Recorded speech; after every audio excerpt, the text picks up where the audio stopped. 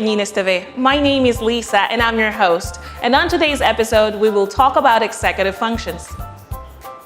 Now, before we talk about what executive functions are, which many of you probably don't know, I want you to know something simple but very important. The brain of a child is growing and developing. Upon birth, a child has millions of neural connections that will either die or become stronger. What we do, how we treat our children, and the things they're exposed to will determine what connections become stronger and which ones go away. There are connections for language, connections for the way we relate to people, connections for the way we control our emotions.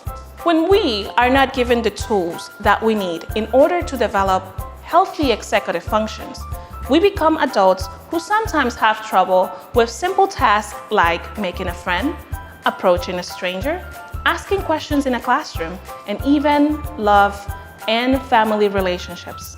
There are three categories of executive functions. There's the self-control category, which is the ability to resist doing something tempting in order to do the right thing.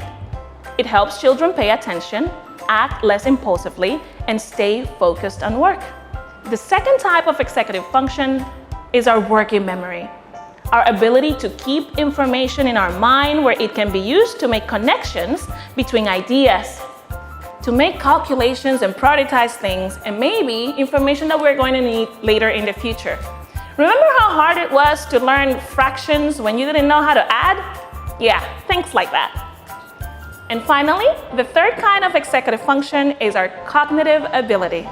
What I mean by that is our ability to think creatively and to be flexible to changing requests. It allows us to use our imagination and creativity to solve problems. One very good example of people who have issues with this, and let's talk about early childhood, is when a child is playing with a toy and then it's time to switch to another activity. Have you noticed that many children have a meltdown? Have a really hard time being at the playground and then going home, or being at home and going outside? This can be very challenging for parents. In order for children to develop healthily, this is the time for you to be understanding. Know when patience is needed and when discipline is needed. A child who's having a hard time, for example, with a transition, just needs a little bit of a moment. Try to let your child know that in 5 minutes, even if it's not really 5 minutes, it could be 1, you are going to change the activity you're doing, or you're going to leave the place you're leaving. It helps tremendously to have some sort of awareness of where things are going. Imagine that you are somewhere and suddenly things change. You would also feel distress. You know how to regulate your emotions, but your child is learning how to. And with your help, they can be successful, emotionally healthy adults. Thank you so much for watching. We hope to see you again.